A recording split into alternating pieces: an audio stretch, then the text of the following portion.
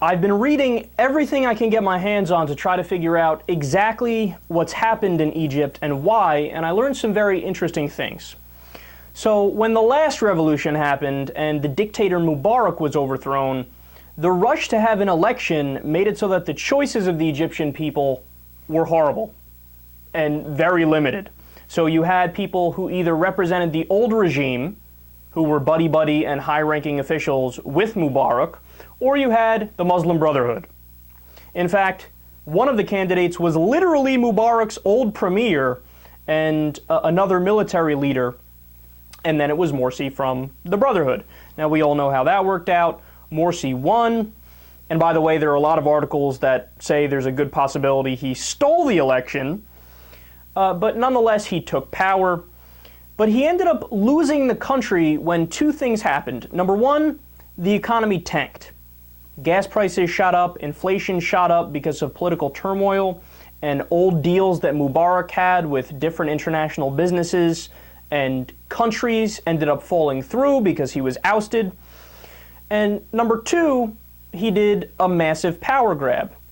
The constitution that Morsi and his allies ended up drafting was much more religious than the Egyptian people wanted, and it would entrench power to the Muslim Brotherhood. So what happened is you kind of traded one secular dictator, albeit a brutal one, in Mubarak, with a theocratic religious dictator in Morsi. Now, what's interesting is that the polls on the new Egyptian constitution said it had 64% support, but that looks like it was fabricated as well, because when there were protests to overthrow Morsi in Tahrir Square, some estimates had people as much as 14 million people protesting Morsi to oust him. Yeah, if your constitution was 64% popular, there's no way you could get that many people, or even half that many people, to be out there protesting to get your ass out of power. So after Morsi got ousted, now a senior judge, Adly Mansour, was sworn in as interim president. And by the way, I know I could have massively butchered that name. And he's going to serve as president while they prepare new democratic elections. He also appointed other people to temporarily hold positions. But here's where this second revolution gets incredibly questionable. The head of the Muslim Brotherhood is a guy by the name of Mohammed Badi, as well as other Muslim Brotherhood leaders. They've been arrested.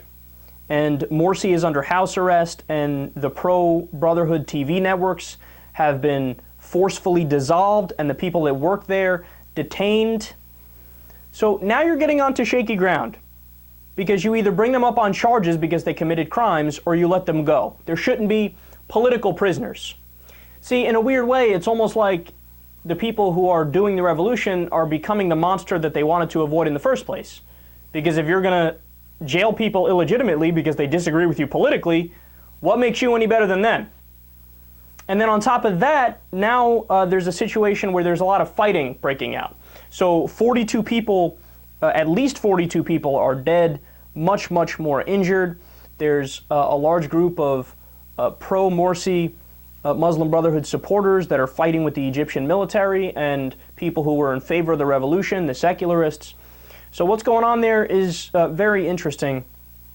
But to sum it up, look, the bottom line on this is very few people, if anybody, was against the original revolution, because it was a brutal dictator. He was not democratically supported. He basically was a dictator. He just took power all for himself, didn't listen to the will of the people in any way, shape, or form, right? So now with this second revolution, what we have is somebody who is democratically elected. Maybe the election might have been stolen, right?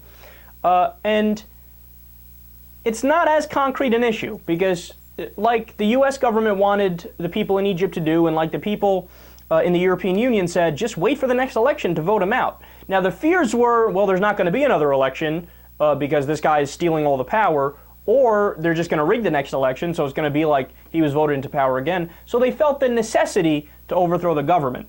Now, bottom line, should you support it, should you not support it? I say yes, because look, it was truly democratic, it was truly organic. It wasn't a coup because it wasn't a small group of people overthrowing the government.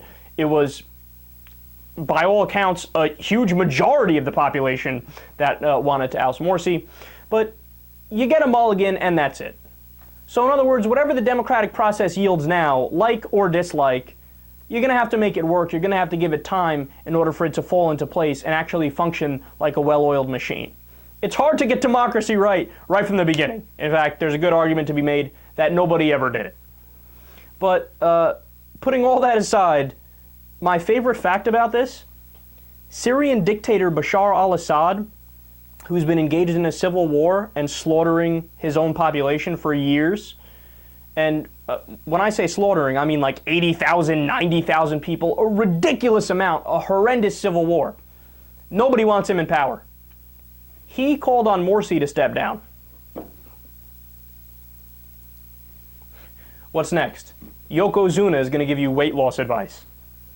Tiger Woods is going to give you marital advice with Larry King, who's been married like 24 times. Dude, know your role.